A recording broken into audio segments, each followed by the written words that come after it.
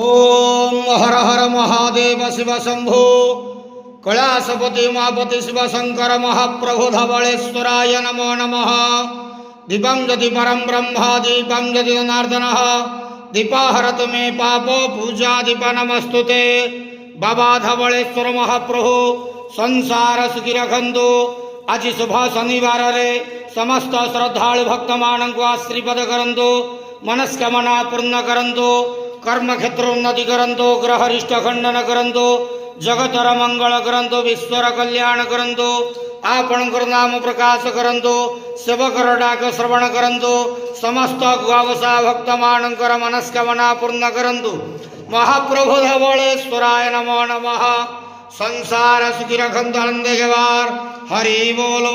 आज शुभ शनिवार रे समस्त श्रद्धालु भक्त मानक आशीर्वाद करंतु आनंद गेवार।